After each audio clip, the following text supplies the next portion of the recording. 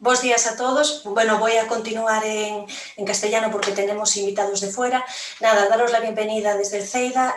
Comentaros que iniciamos el segundo encuentro de la biosfera que está organizado entre la Reserva de la Biosfera. Buenos días a todos. Bueno, voy a continuar en castellano porque tenemos invitados de fuera. Nada, daros la bienvenida desde el CEIDA. Perdonad un momentín. Comentaros que iniciamos el segundo encuentro de la biosfera que está organizado. Comentaros que estamos con el segundo encuentro de la biosfera que está organizado entre el CEIDA y la Reserva de la Biosfera Mariñas Coruñesas e Terras do Mandeo.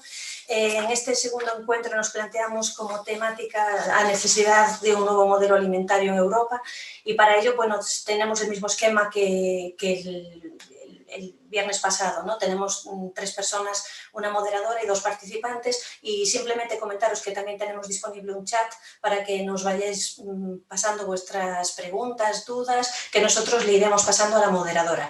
Sin más, le doy paso al gerente de la Reserva de la Biosfera, Jorge Blanco, que nos va a presentar a los participantes de este diálogo. Muchas gracias, Carmen. Muchas gracias, Ceida. Y hola, buenos días desde Abegondo, desde nuestra sede de Reserva de Biosfera de Mariñas Coruñesas e Terras do Mandeo, aquí en una esquinita de España, en Galicia, provincia de Coruña, y bienvenidas también a las 3 personas, las 3 mujeres que van a participar en este segundo encuentro Biosfera.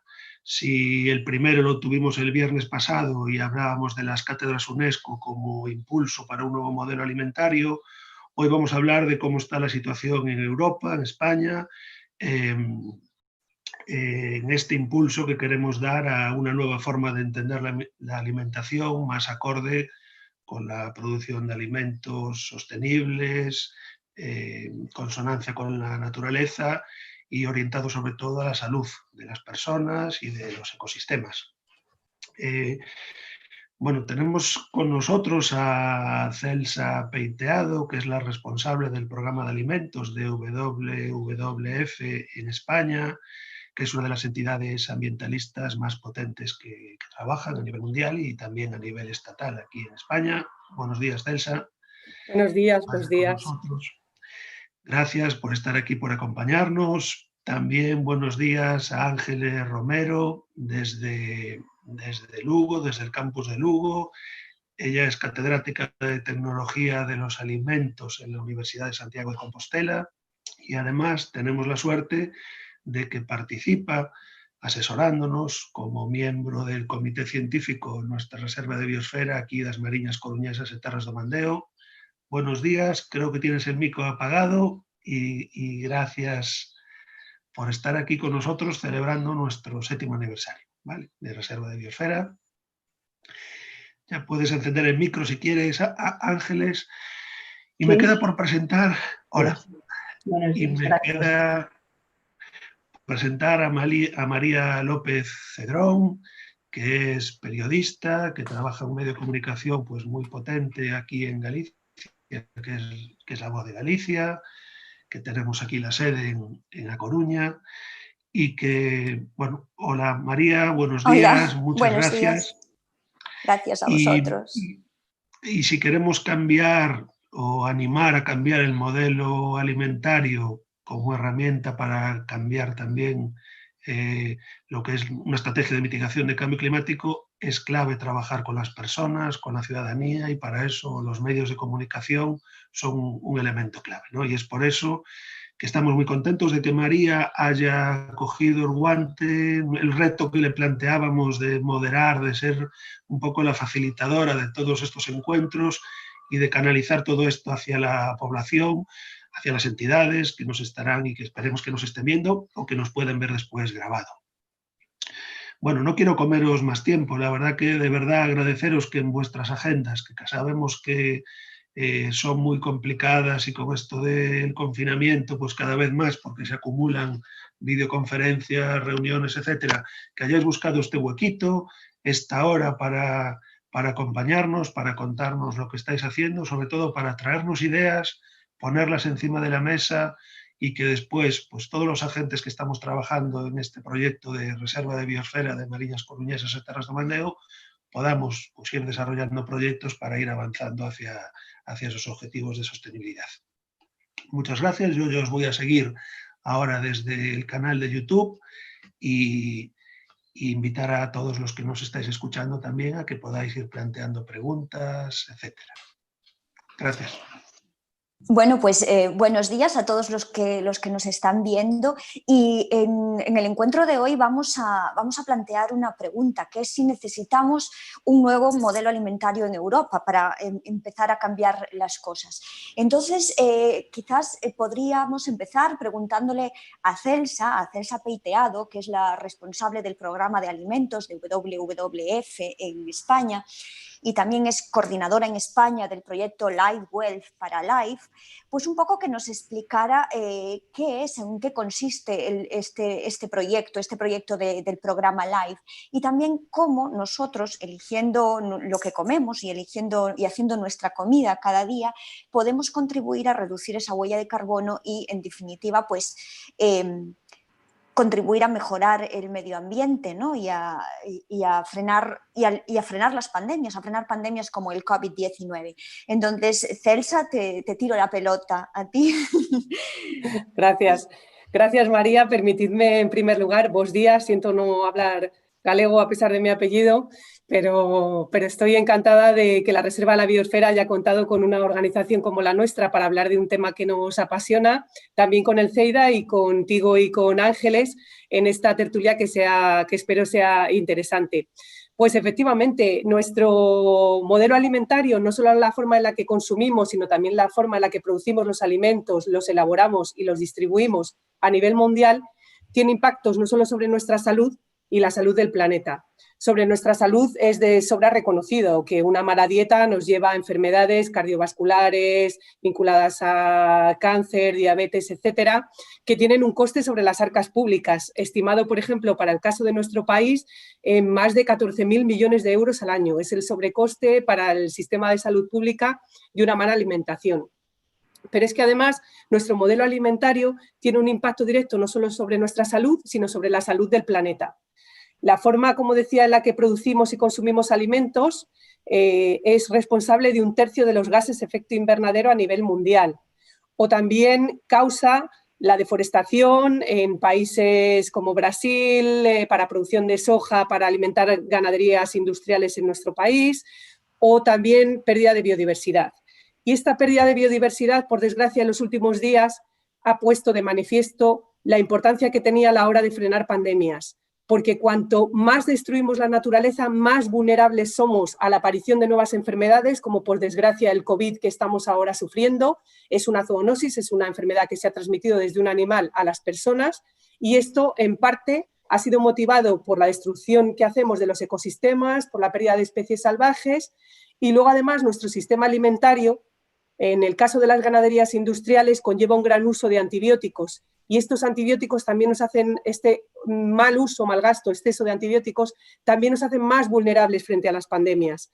Están apareciendo bacterias multiresistentes en los últimos tiempos, es decir, bacterias para las que ya no hay antibióticos que funcionan, que hacen que cuando caemos en una enfermedad, cuando se tienen que utilizar estos fármacos, no son válidos. Entonces, en conjunto estamos en una gran cadena, en un sistema alimentario que está siendo fallido para las personas, está siendo fallido para la naturaleza, y la buena noticia, porque no todo van a ser malas noticias y menos en los tiempos que corremos, es que estamos a tiempo de cambiar esta situación.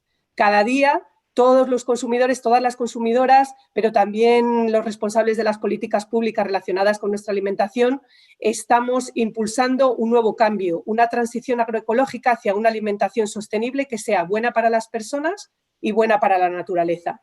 Y para eso podemos hacer, como digo, desde intervenir en políticas públicas de gran calado, como la política agraria común, hasta, lo más importante, lo que podemos hacer nosotros cada día en nuestra casa con nuestra dieta. En este caso, el proyecto LIFE que nosotros llevamos a cabo, el proyecto Live Well, lo que venía a alertar era como pequeños cambios en nuestra dieta. Hemos ido perdiendo los modelos de dieta sostenible, la dieta mediterránea, la dieta atlántica. Pequeños cambios en nuestra dieta para volver a estos modelos de alimentación sana y sostenible nos llevan a cuidar nuestra salud, pero también a frenar esta destrucción de la naturaleza y a protegernos frente a futuras pandemias. Muchas gracias, Celsa. Y Ángeles, bueno, Ángeles es catedrática de Tecnología de los Alimentos, entonces a lo mejor una buena fórmula de empezar, o un buen pie para empezar, es ver qué es una dieta, una alimentación saludable, ¿no? Porque hablamos, hay que llevar una alimentación saludable, pero creo que ella mejor que nadie nos puede explicar qué es esa alimentación saludable y cómo podemos llevarla, ¿no? Muy bien, bueno, buenos días y muchísimas gracias por contar conmigo. Es un placer también compartir este diálogo con Celsa y moderándolo contigo, María. Gracias. Estoy totalmente de acuerdo con todo lo que acaba de plantear ahora Celsa. Es decir, la OMS indica que hay una relación directa entre alimentación y salud. Y sí, se habla de alimentación saludable, pero ese es el quid de la cuestión, ¿no? ¿Qué es la alimentación saludable? Una alimentación saludable se puede definir así a grandes rasgos como aquella que nos aporta todos los nutrientes esenciales y la energía que cada uno de nosotros necesitamos para mantenernos sanos. Vale, muy bien. Pero realmente creo que lo más importante es conocer que para que una alimentación sea saludable tiene que cumplir una serie de características que son muy importantes y que creo que se pueden entender. La primera es que tiene que ser adaptada a la persona. Es decir, no todos tenemos las mismas características fisiológicas, no todos tenemos las mismas características sociales, culturales. Es decir, no es lo mismo una persona sana que enferma, no es lo mismo una persona que vive en Japón que una persona que vive en Galicia. Entonces, en primer lugar, adaptada. En segundo lugar, tiene que ser suficiente. ¿Suficiente para qué? Pues para cubrir la cantidad de energía que necesitamos. También se puede entender que no es lo mismo una persona sedentaria, no necesita la misma energía que un deportista de alto rendimiento, ¿no? En tercer lugar, tiene que ser completa. Completa implica que tiene que contener todos los nutrientes que necesitamos y una cantidad adecuada. Nutrientes, ¿qué nutrientes? Tanto los macronutrientes, es decir, hidratos de carbono, proteínas y grasa, que es lo que nos va a dar la energía, como los micronutrientes, vitaminas, elementos minerales, que tengamos un aporte de antioxidantes, etcétera. La cuarta característica es que tiene que ser armónica, es decir, tiene que haber un equilibrio en esos macronutrientes. Tienen que estar en la proporción adecuada, proteínas, hidratos de carbono y grasa. La quinta característica es que tiene que ser equilibrada. ¿Qué implica esto? Que tiene que haber una mayor presencia de alimentos frescos y sobre todo de origen vegetal. Y lo que es más importante, que digamos que la presencia de alimentos de baja calidad nutricional, que podemos hablar después si queréis de ellos, pero que sea escasa o nula. La siguiente característica, la sexta, es que sea segura. Se da, por supuesto, ¿no?, que todos los alimentos que tenemos a nuestra disposición en el mercado que tienen que ser seguros, pero también va desde el punto de vista de que tiene que ser seguro para cada persona que sea sensible a algo. Es decir, pues si somos celíacos, pues tenemos que asegurar no darle gluten a esa persona. Niños pequeños, pues ausencia de mercurio, por ejemplo. Una característica siguiente, la séptima, es algo que viene a colación aquí con lo que vamos a hablar, que es la sostenibilidad. La alimentación, para que sea saludable, tiene que ser sostenible, es decir, su contribución al cambio climático tiene que ser lo menor posible y tiene que priorizar los productos autóctonos, los productos de temporada. Y después hay un par de características, las últimas, que es que sea satisfactoria. De nada sirve que hagamos todo correcto en todos los aspectos anteriores si lo que le vamos a dar a la persona no le gusta, porque entonces no lo va a seguir. Y la última es que sea asequible. Es criticada esta característica, es decir, que pinta la economía dentro de la alimentación saludable, pero va un poco con lo mismo. Si hacemos una dieta con unos alimentos que son hipercaros y las personas no los pueden adquirir, tampoco va a haber adherencia a esa alimentación saludable. Entonces, aunque se entiendan estas características, yo creo que hay que ir a la práctica, ¿no? Porque quien nos esté escuchando dice, sí, muy bien, entiendo todo esto, pero ¿qué hago? ¿Qué es lo que como? Entonces, bueno, hay muchos modelos, muchas guías, y hay una que a mí me gusta mucho, que es fácil de ver, que es el plato saludable de Harvard. Es decir, nos tenemos que imaginar todo lo que consumimos en un plato. Entonces, la mitad de ese plato, el 50% de ese plato, tiene que estar ocupado por productos vegetales, por hortalizas, por verduras, por frutas. Un cuarto tiene que estar constituido por cereales, sobre todo recomendándose cereales integrales. Ahí estaría el pan, ahí estaría la pasta, estaría el arroz. Y después el otro cuarto que nos queda, pues proteína, alimentos proteicos, pero proteína de calidad, ¿no? Pues pescado, leche, huevos, carne, legumbres. Tenemos todo este plato, entonces nos falta algo de grasa. Pues podemos, la grasa recomendada es el aceite de oliva. El aceite de oliva para preparaciones tanto en cruda como preparaciones culinarias. En este plato no estoy mencionando alimentos ultraprocesados, lo estoy llevando todo a alimentos frescos. Entonces nos faltarían técnicas culinarias propias, saludables, evitar en la medida de lo posible la fritura. Y lo que faltaría para completar esta alimentación saludable es un poquito de actividad física. Todo junto. Hacemos un caldo con todos estos ingredientes que nos acabas de dar, Ángeles, y ya está. Antes Celsa mencionaba que parte de culpa de esta pandemia que hemos vivido es que estamos como destruyendo en parte la biodiversidad, ¿no? Y Ángeles trabaja, bueno, aparte de ser catedrática de Tecnología de los Alimentos, también es directora de la Cátedra do PAN, ¿no?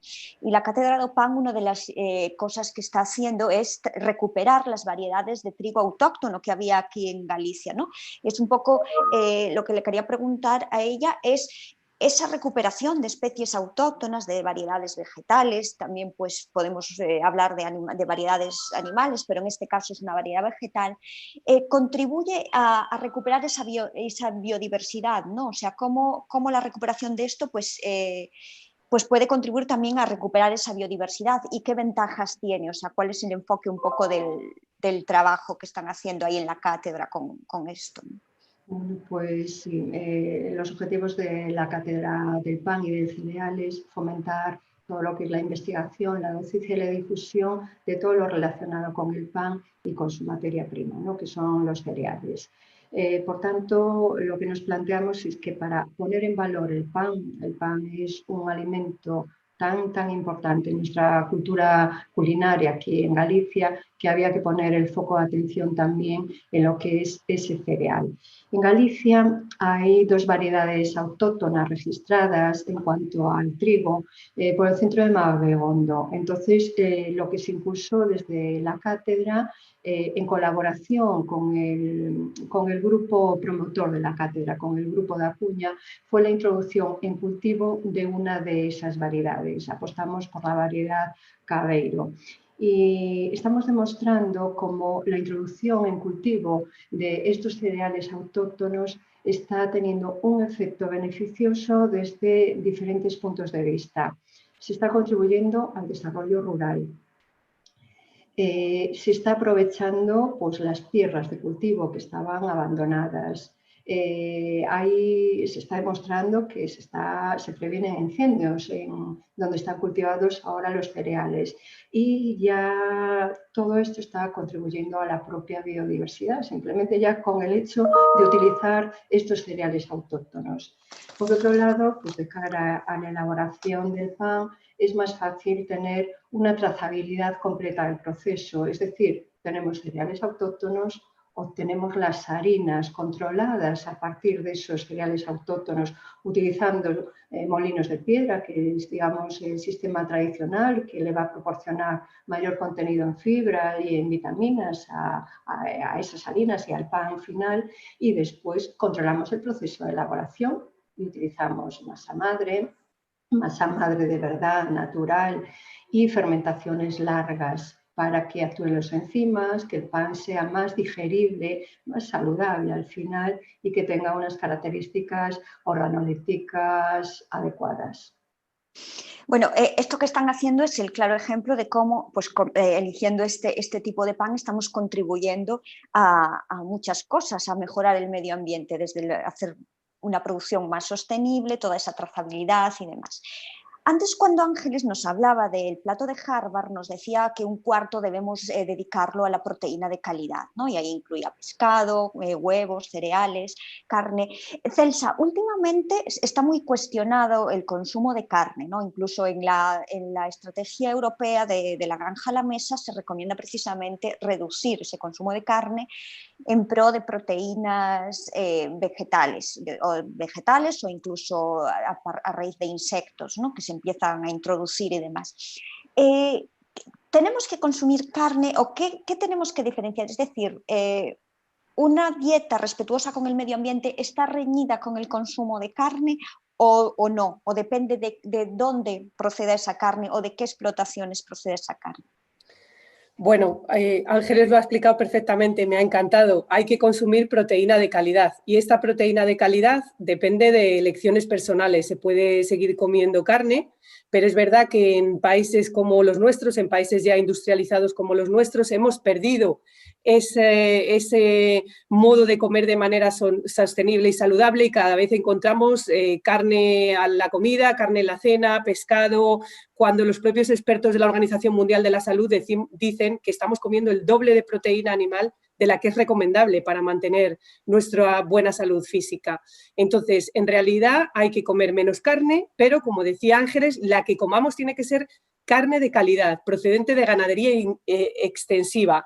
Esto es muy importante porque a la hora de buscar culpables contra el cambio climático, se metió toda la producción ganadera en el mismo saco. Y es muy, muy importante diferenciar. Hay dos modelos claramente separados. Por un lado está el de la ganadería industrial. Los animales estabulados son prácticamente fábricas, se alimentan de piensos que proceden de soja importada de terceros países y en muchos casos esta soja ya causa problemas ambientales allí, como la deforestación de selvas vírgenes.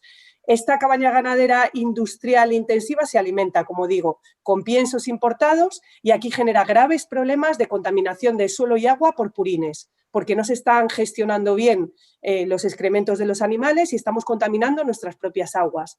De hecho, hay numerosas plataformas ciudadanas, creo recordar que en Galicia ya está una en Sinzo, en la que la ciudadanía se está organizando para reclamar que se acabe con esta ganadería industrial que está contaminando nuestras aguas y nuestros acuíferos. Y luego, además, es que producimos esta carne de manera industrial, en muchos casos, para exportar a terceros países. Ahora mismo se está viendo que se ha invertido muchísimo en porcino de capa blanca, en porcino intensivo, industrial, para exportar a China. Hemos contaminado nuestros acuíferos, hemos deforestado bosques para, además, que ni siquiera el valor añadido se quede aquí. Y por otro lado está el otro modelo totalmente distinto, en el que, por fortuna, en Galicia conocéis muy bien, que es el de la ganadería extensiva, el de los rebaños en el campo. Esas cabañas ganaderas que siguen pastoreando en los montes, en los prados, en los pastos y que contribuyen a la lucha contra el cambio climático, porque son precisamente estos pastos donde más CO2 se acumula en el terreno, mucho más en algunos casos si está bien pastado el pasto que incluso en bosques. Entonces, es precisamente este pastoreo el que permite luchar contra el cambio climático. Pero además es este pastoreo, estos rebaños en el campo, los que generan paisajes únicos como las dehesas, que son paisajes protegidos por la Unión Europea porque albergan especies como los linces ibéricos que están, por desgracia, en peligro de desaparición. Esta ganadería extensiva, además, también lo mencionaba Ángeles en su intervención, es importante porque genera empleo en el medio rural. Hay zonas en las que la única forma de generar empleo en zonas de montaña es básicamente la ganadería extensiva. Entonces, ahora que estamos con un problema en España grandísimo de despoblamiento rural, lo que no podemos permitirnos es que esta forma sostenible de producir proteína animal vaya desapareciendo porque compite en el mercado con carne industrial low cost. Low cost porque realmente esa carne industrial no está incluyendo en el precio todos estos impactos sociales y ambientales que mencionaba antes, sino sería alto coste. Entonces, tenemos esta ganadería extensiva que casi no se diferencia en el mercado porque no hay una etiqueta que la diferencie de la carne industrial, que con lo que pagamos por esa carne de ternera de raza autóctona que ha pastoreado, no estamos compensando al ganadero y a la ganadera por lo que realmente cuesta producir ese animal, ni por los beneficios ambientales que nos está generando. Entonces, esas ganaderías extensivas, familiares, que en muchos casos además han dado el paso a la producción ecológica, están desapareciendo. Y eso es lo que no nos podemos permitir. Entonces, referente al tema de la carne, lo importante es diferenciar muy bien de qué tipo de carne estamos hablando y que si realmente nuestra elección personal es comer alimentos de origen animal, que apostemos por este tipo de ganadería, porque si no vamos a perder un auténtico aliado en la lucha contra el cambio climático, pero también en la lucha contra el despoblamiento rural. Y que si a lo mejor nos parece un pelín más cara, nos demos cuenta de todo el trabajo que lleva detrás y todos los beneficios que nos aporta.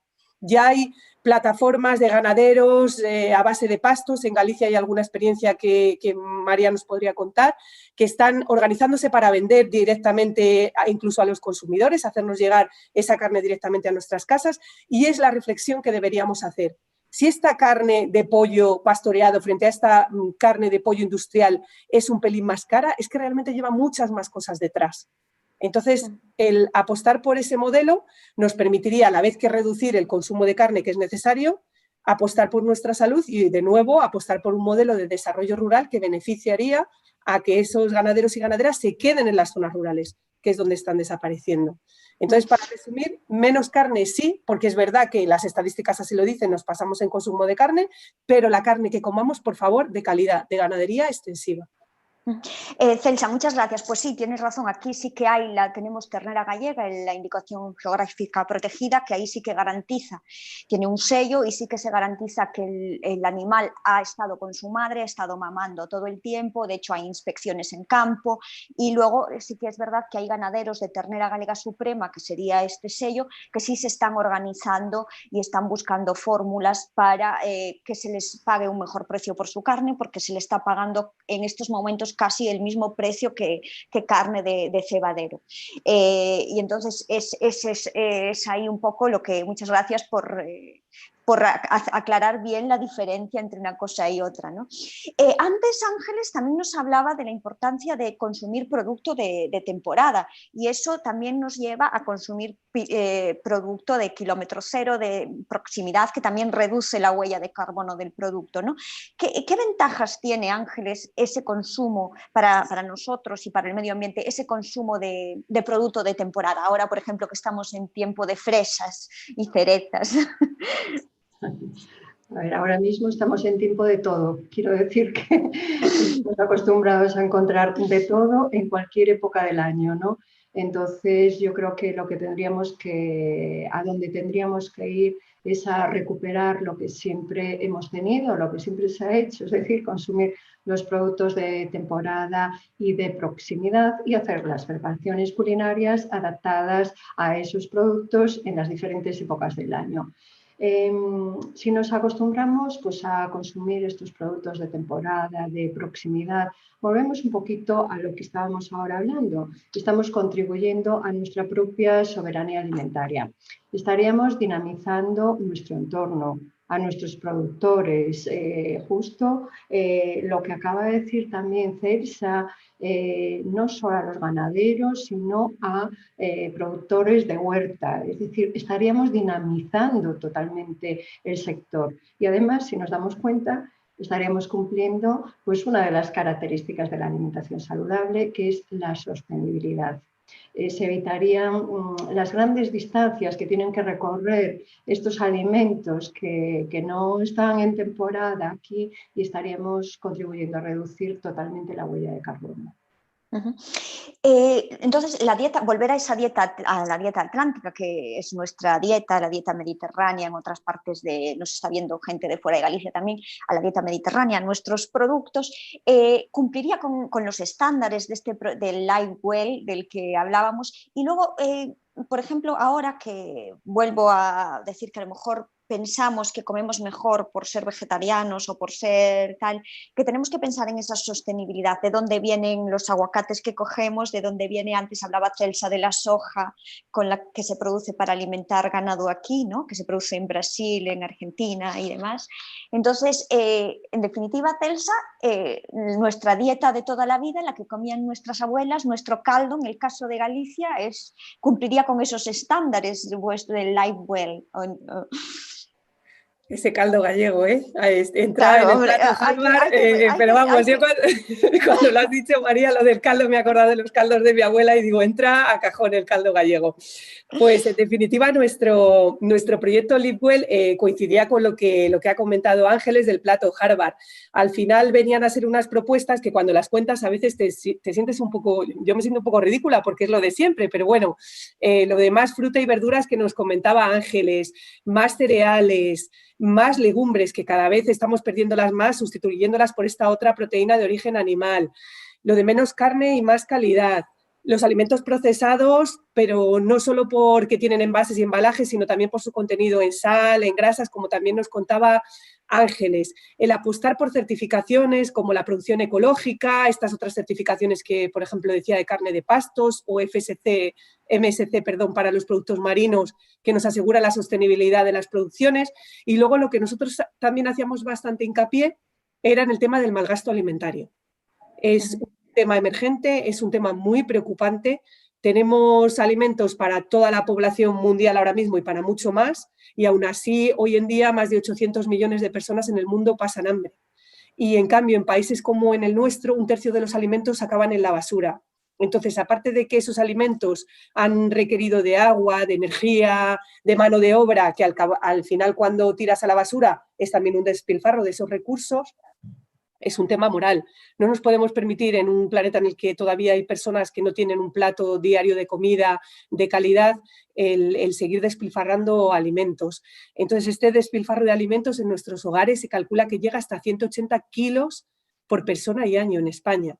Y esto, bueno, pues si no nos importa el medio ambiente, si no nos importan otros temas, como decía, más de ética, de moral, de bienestar del conjunto de la población mundial, también nos importará a lo mejor el dinero. Pues al final tirar 180 kilos de alimentos a la basura es un dinero considerable que nos podríamos ahorrar. Entonces era uno de los elementos que hacíamos hincapié en el proyecto Live Well, el tema del mal gasto de alimentos. Y luego también otros elementos que ha expuesto perfectamente Ángeles, que era el consumo local y el consumo de temporada. Ahora ya casi no se sabe lo que es de temporada, porque como decías, tenemos tomates todo el año. Entonces hay que buscar calendarios, los hay, de qué es la fruta, la verdura que corresponde en cada momento e intentar recuperar esa vuelta a los orígenes. Y eso no está reñido con las últimas tecnologías, porque tenemos, por ejemplo, esa información de qué es de temporada en Internet, tenemos también aplicaciones para el móvil que nos ayudan a luchar contra el mal gasto de alimentos, o tenemos incluso, pues, a golpe de móvil, la posibilidad de comprar ya directamente, como hablamos, en diversas plataformas, a agricultores, a ganaderas, y hacer más corta esta cadena de valor, de forma que pongamos en el lugar que corresponda a las personas que nos alimentan y a las personas que las consumimos, porque ahora era al revés, en la cadena del sistema alimentario estamos en los dos extremos, perdiendo por todos los lados los productores de alimentos que no reciben un precio justo por sus productos y los consumidores y consumidoras que los pagamos a precio de oro. Hay que volver a reequilibrar la cadena para que volvamos a coger el valor que nos corresponde. Por un lado, como digo, agricultores, ganaderas, y por otro lado, consumidores y consumidoras. Pues ahí nuestras abuelas también eran sabias, tenían aquella ropa vieja que yo comía de pequeña que ahora ya ni la sabes hacer.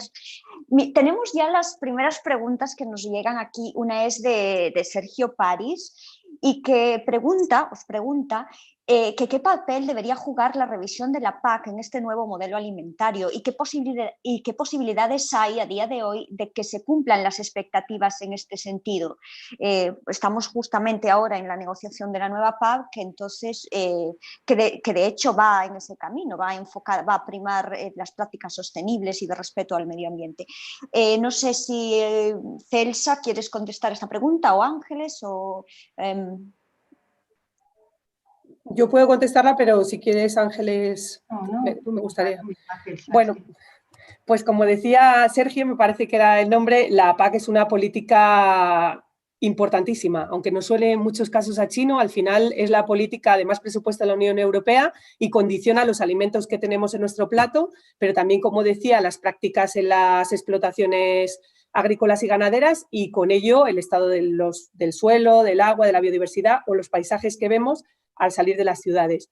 Hasta ahora la PAC, componente verde, que en teoría con cada revisión va creciendo, sigue siendo fallida en los aspectos ambientales. Sigue impulsando de manera decidida las producciones industriales y sigue poniendo en jaque la rentabilidad económica de estas fincas familiares con agricultura y ganadería ecológica vinculadas al territorio, de ganadería extensiva, que se ven casi al margen de las ayudas de la PAC y, como digo, como el mercado tampoco les paga un precio justo por los productos, pues casi abocadas o a intensificar o a desaparecer. Tenemos ahora una oportunidad, iba a decir que tenemos una oportunidad única, que es, como decía Sergio, la revisión de la política agraria común. Actualmente se está decidiendo. La Comisión Europea ha propuesto que sea mucho más verde porque se ha dado cuenta de que nuestros grandes retos como humanidad, aunque suene un poco pomposo, sobre todo en aspectos ambientales, no se van a poder cambiar si no cambiamos el sistema alimentario, y para eso tenemos que cambiar la PAC. Nosotros trabajamos en coalición con otras 35 entidades en la Coalición por otra PAC, que animamos a todo el mundo a que visite la página web.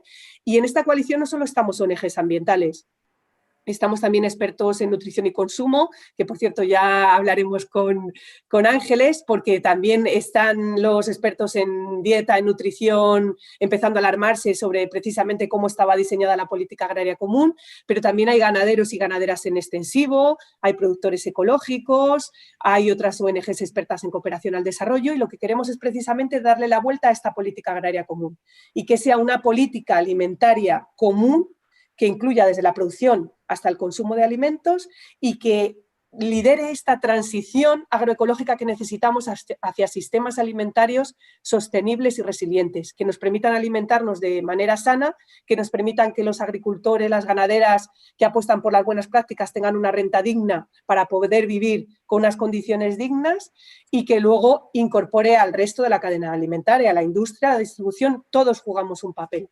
Entonces ahora es el momento de cambiar la política agraria común. Ángeles, tú tenías también algo que comentar al respecto, creo. No, es que completando y en la misma línea que acaba de decir Celsa, es que yo creo que cuando hablamos de alimentación, tenemos que estar ahí presentes todos los actores de la cadena. A veces es que está únicamente la administración, y la administración pues tiene que contar con absolutamente todos los participantes hasta llegar a ese consumidor. Tiene que contar con personal médico, tiene que contar con los nutricionistas. Tenemos ahora grandes profesionales formados en nutrición que los estamos dejando muchísimas veces de lado. Tiene que contar con los productores, la producción primaria, lógicamente. Tenemos que implicar a la industria alimentaria para que conozca absolutamente también todas las repercusiones sobre la salud. A las escuelas, tenemos que trabajar en esos centros docentes de primaria, empezando ya por infantil, con los investigadores, por supuesto, con las familias y con la sociedad en general, y todos de la mano creo que podríamos conseguir que esto vaya por buen camino y que llegue a buen puerto. La educación es fundamental desde el aula, desde los más pequeños, ¿no, Ángeles? Tenemos otra pregunta que nos manda Joan Castro y que dice que en España estamos a la cola de etiquetado cero deforestación. Dice que el gobierno penaliza a los rumiantes y qué se puede hacer de cara a los ecoesquemas de la PAC. Creo que la pregunta te la manda a ti, Celsa, en concreto. Y luego también dice, manda otra pregunta conectada, que es: se apuesta por la forestación de tierras agrarias mientras estamos importando cada vez más pienso y nos faltan tierras para producir alimentos del ganado. ¿Y qué opináis? Esta va para las dos, desde la perspectiva de Galicia. Entonces, bueno, Celsa, si quieres comenzar, a lo mejor. Pues tiene razón Joan, respecto al etiquetado, la buena noticia es que la Comisión Europea, dentro de la nueva estrategia que se llama De la granja a la mesa, ha presentado entre sus propuestas la idea de una legislación que luche contra la deforestación importada, que se llama, es decir, que los piensos que se importen de terceros países no sean causa de deforestación, otros alimentos directamente que importemos de terceros países a la Unión Europea no sean causa de deforestación. Va a haber una consulta pública que no sé si se va a lanzar ya en junio, y que se invita a toda la ciudadanía europea y también a expertos, a organizaciones a que participen en esta consulta sobre deforestación cero, y que sin duda sería un paso adelante. Y respecto a qué se puede hacer con la PAC, pues en primer lugar, si me permite, Joan, lo que hay que cambiar es el pago básico, que realmente es el montante importante de las ayudas de la PAC, es el 70% del primer pilar de la PAC, y que realmente perjudica a los ganaderos extensivos frente a otras producciones industriales de regadío o incluso ganaderas. Entonces hay que cambiar primero este pago básico para que realmente apoye la ganadería extensiva, y luego lo que se está planteando desde el propio Ministerio, pero también incluso desde organizaciones como la nuestra y otras plataformas como la de la ganadería extensiva, es que haya una ayuda verde, un ecoesquema, como mencionaba esta persona, precisamente a la ganadería extensiva. ¿Para qué? Para que se les pague por estos bienes públicos que comentaba antes que generan y no pagamos con nuestro precio del producto en el mercado.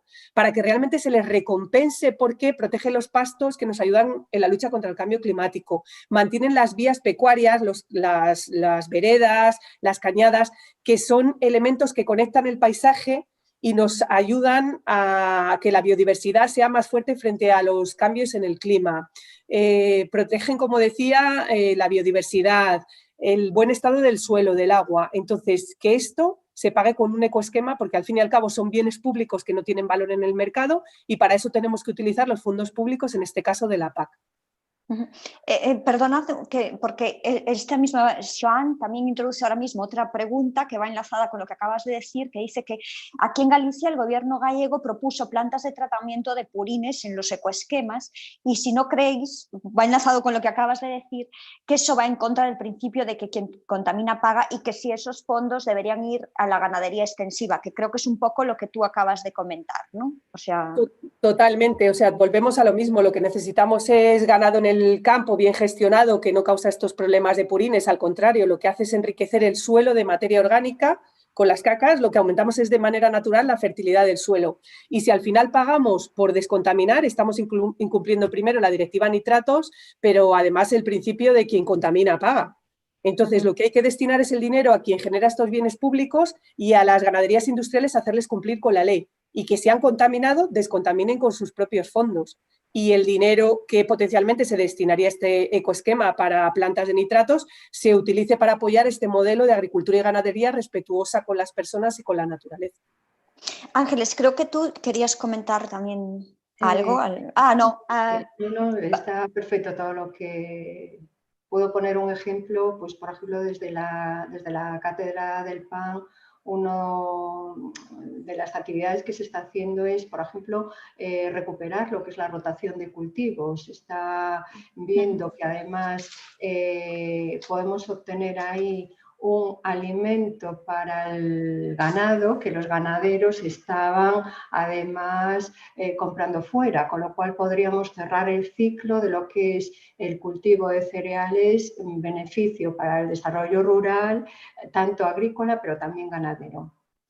Porque estáis combinando el cultivo de trigo, creo, con colza, por ejemplo, sí, ¿no? Sí, la colza es una brásica, se da de maravilla en Galicia, tiene proteína y tiene grasa de calidad también, y se está utilizando para el ganado, o sea que se cierra el ciclo así también. O sea, es cada punto que cuentas se ve más que se cierra el ciclo. Es un claro ejemplo. Creo que Celsos tenéis que llevar la Cátedra del Pan por ahí a divulgarla por el mundo para que la copien, para que se la copien. Estoy encantada de lo que escucho. Bueno, durante este confinamiento creo que todos, o por lo menos yo hablo desde mi punto de vista particular, hemos vuelto a prácticas que a lo mejor teníamos un poco aparcadas, ¿no? Y prácticas que nos gustan, pues como cocinar, pero a veces no tenías tanto tiempo, como vas más pues, a las tiendas pequeñas, vas más a la fruta, a lo que llevamos hablando todo el rato, ¿no? Estas prácticas deberían llegar para quedarse. Es decir, el otro día hablaba con una productora que decía que había recibido muchísimas llamadas de gente que quería que le enviaran cosas a casa, pero decía, ya, pero ahora ya empieza a abrirse, digamos, un poco a desactivarse un poco el estado de alarma, y entonces ya que mucha de esa gente que llamó ya volvió a sus hábitos normal, que tenía antes del confinamiento, ¿no? Pero deberíamos plantearnos ir más despacio y consolidar estas prácticas que vemos que funcionan, nos sientan bien. No nos podemos olvidar de ellas, Ángeles, tan pronto. Bueno, yo creo que en esta situación tremenda por la que estamos pasando vamos a intentar buscar algún aspecto positivo, ¿no? Y creo que has dado en el clavo y uno de ellos ha sido precisamente eso, ¿no? Las personas teníamos más tiempo y nos hemos dedicado a utilizar una parte de ese tiempo a la cocina. Yo creo que esto ha sido francamente bueno, es decir, ha permitido recuperar el gusto por cocinar, pero sobre todo preparaciones tradicionales, propias y por tanto por comprar productos naturales. Y aquí quiero además reconocer la labor de la producción primaria porque lo ha hecho muy bien. Ha activado, digamos, todos los medios a su alcance para facilitarnos el acceso a la compra de esos alimentos. Me da un poco de pena pues, que esto se pierda. Es decir, mi deseo sería que estas prácticas se queden. Yo creo que también la gente ha visto lo que lleva a cocinar y cómo nos podemos organizar. Pues si vamos a hacer, no sé, un caldo, pues evidentemente no podemos llegar a las 3 de la tarde a poner el caldo, pues no, pero bueno, lo podemos poner por la noche y lo tenemos preparado para el día siguiente. Es decir... Que está más rico. Claro, y está más rico. Además, cualquier potaje está más rico preparado el día anterior. Entonces, creo que es cuestión de organizarse en el hogar. Yo a veces digo, voy a decir algo a lo mejor políticamente incorrecto, ¿no? Que nos echan la culpa cuando las mujeres empezamos a entrar en el mercado laboral, que entonces por eso se pierde, no se cocina en el hogar. No, vamos, si nosotros entramos en el mercado laboral también, pues entonces habrá que hacer una reestructuración y todos cocinar en el hogar, todos organizarnos. Entonces, yo creo que esto que hemos hecho, que se ha hecho durante el confinamiento, deberíamos mantenerlo. Es beneficio para todos.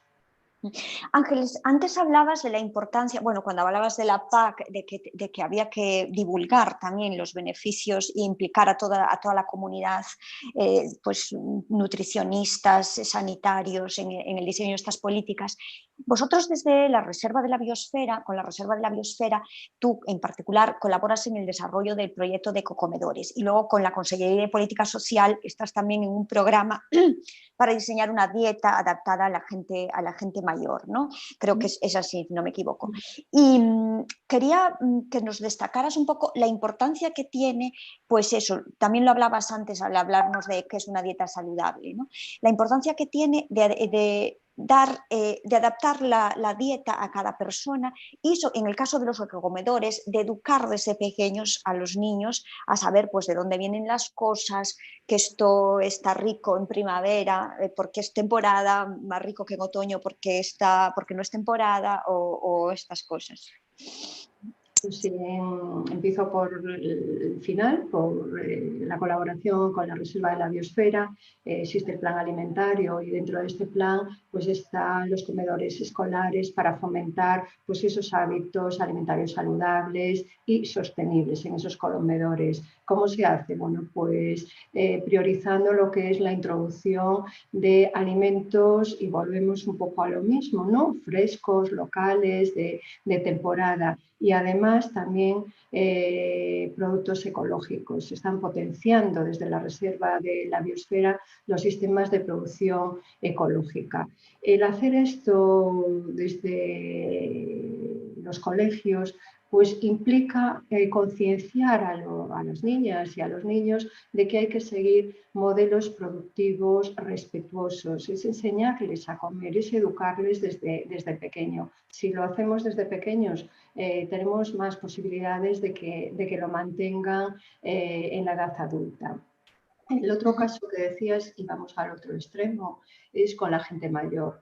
Sí, es un proyecto Interreg con Portugal. Realmente es un proyecto muy bonito porque se formó una red multidisciplinar integrada por investigadores de diferentes disciplinas, nutrición, medicina, psicología, economía, además de implicar al personal de las residencias de mayores, a la propia administración, lo lidera la Consellería de Política Social, y después a las empresas alimentarias. Todo esto tanto en Portugal como en Galicia. Se está replicando en el norte de Portugal y en Galicia. Lo que se pretende, mejorar la calidad de vida a través de la nutrición. Entonces yo lidero una de las actividades que consiste en evaluar en primer lugar qué es lo que comen nuestros mayores, es decir, es evaluar los menús de las residencias, pero no solo sobre el papel lo que está escrito, sino también se comprueba in situ la cantidad de comida servida y consumida por parte de los residentes.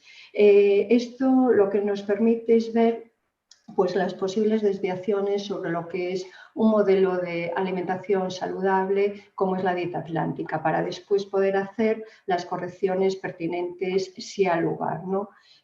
Lo que hemos visto como puntos positivos, se come bien en las residencias, mucho producto fresco, mucho producto de temporada y preparaciones culinarias que nuestros tradicionales, que nuestros mayores evidentemente lo agradecen. No se abusa nada de la fritura ni de los rebozados, con lo cual son técnicas culinarias saludables. Pero lo que estamos viendo, por ejemplo, que la cantidad que se les pone es tremendamente superior a la que necesitan. Sobre todo porque hay una gran cantidad de aporte de, en este caso, no de proteínas, sino de hidratos de carbono. No solo complejos como la patata y el pan, es que el pan les ponen unas cantidades tremendas y de patata también. En el plato ese de Harvard, aquí lo que tenemos es muchísima patata, por ejemplo, ¿no? Y después las galletas con mucho contenido en azúcar, o el yogur que va siempre acompañado ya no de un sobrecito, sino de 2 sobrecitos de azúcar. Bueno, esto tiene también una posible explicación, que si al lugar después hablamos, ¿no?, de la edad, pero son pequeñas cosas que están ahí y es cuestión de modificar esas cantidades y hacer esos ajustes para que haya más producto vegetal, más, y reducir un poquito y ajustar a las recomendaciones. Tenemos otra pregunta que también es de Joan, que dice que, un momento que no puedo aquí verla muy bien, que el Tribunal de Justicia Europeo criticó que países como... que países como España no hayan definido aún las superficies agrarias de alto valor natural. Claro, él pregunta que cuándo se va a realizar ese trabajo que es tan necesario para la PAC. Me imagino que va para ti, Celsa, aunque no especifica para quién, pero... Bueno, estas superficies agrarias de alto valor natural no son ni más ni menos que fincas en las que, gracias a las buenas prácticas de agricultores y ganaderas, hay una alta biodiversidad. Por ejemplo, en las dehesas es un claro ejemplo de sistemas de alto valor natural, estas prados, pastos de ganadería extensiva que mantienen retazos de vegetación, de arbolado, de arbustos, que sirven de refugio a especies silvestres. Y España, a pesar de ser el país de Europa que más superficie tiene de sistemas de alto valor natural, también por nuestra climatología, que ha condicionado mucho, pues como decía Ángeles, que hiciésemos prácticas como la rotación de cultivos, que es beneficiosa para el suelo, pero también para la biodiversidad, la lucha contra plagas y enfermedades, pues no las ha definido. No las ha definido y nosotros junto con otras organizaciones llevamos años trabajando y diciéndole al Ministerio que esta es una forma importante de proteger a la agricultura y ganadería sostenible, porque para que haya sistemas de alto valor natural tiene que haber agricultores y ganaderas al pie del terreno haciendo esas prácticas. O sea, se necesita directamente que haya alguien gestionando el territorio. No las ha definido y no sabemos si las va a llegar a definir, porque en realidad lo que tienen miedo es que luego lleve ligada una financiación determinada, como la Red Natura 2000, que es otra red de espacios protegidos que no se llega todavía a financiar las prácticas a los agricultores y ganaderos en esa red, pero nosotros al contrario lo vemos como un potencial grandísimo para mostrar que la mayor parte de nuestra agricultura y ganadería en España es sostenible, es respetuosa con la biodiversidad y que precisamente hay que apoyarla con la PAC para que estas buenas prácticas no se abandonen. Mira, otra cosa que también, esta sí que también la manda Joan y esta sí que es para Ángeles, es el papel de los bancos de germoplasma. Aquí tenemos la suerte de que tenemos el CIAM, que ahí tenemos, bueno, es como nuestro arca de Noé, ¿no, Ángeles? Y entonces, bueno, un poco ver la importancia que tienen. Él lo vuelve a relacionar en su pregunta con la nueva PAC, ¿no? O sea, ¿qué papel juegan estos bancos de germoplasma? Pero bueno, yo quería preguntarte también, voy a hacerle una acotación a su pregunta, pues ver también la suerte que tenemos de conservar todas estas especies, algo que se ha conservado, o variedades, gracias también a los agricultores, que son las que las han ido recuperando porque encontraban así en su huerto que había algo raro, que ese tomate no era como los demás. Sí, por supuesto, hay que hacer un reconocimiento público a la labor del Centro de Investigaciones de Mabegondo. Gracias a ellos pues tenemos estas variedades autóctonas de trigo y que hemos podido utilizar, ¿no? para tener ahora las producciones que tenemos. Ahora mismo estamos ya en más de 1.000 hectáreas cultivadas de trigo autóctono de la variedad Cabeiro. Además del CIAN, por ejemplo, desde la cátedra también estamos colaborando con, lo diré, en Pontevedra, con el CSIC, con la misión biológica, que también tiene un banco de germoplasma de semillas de maíz, porque es otra de las actividades. Tenemos unos proyectos concedidos para la recuperación del pan de maíz, muy también metido en nuestra cultura culinaria, sobre todo en la zona de la costa de Pontevedra y de Coruña. Entonces, mi reconocimiento a todos ellos por esta labor que han hecho.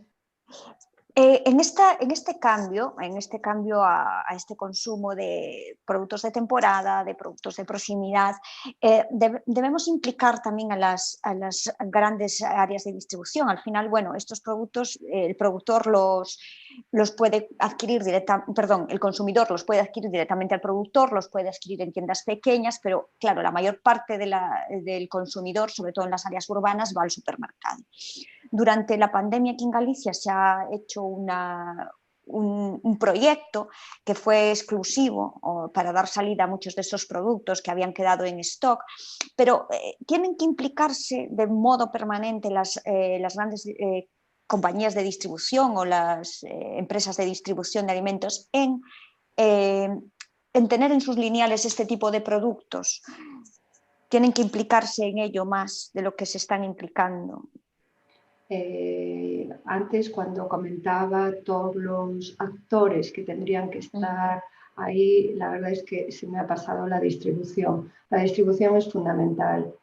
Cómo nos colocan los productos, cómo nos dirigen hacia ellos, es importantísimo contar con ellos. Hay grandes cadenas de distribución que se notan nada más entrar, que ya entras en la zona de productos frescos, que tienen grandes lineales o grandes zonas dedicadas a la producción ecológica.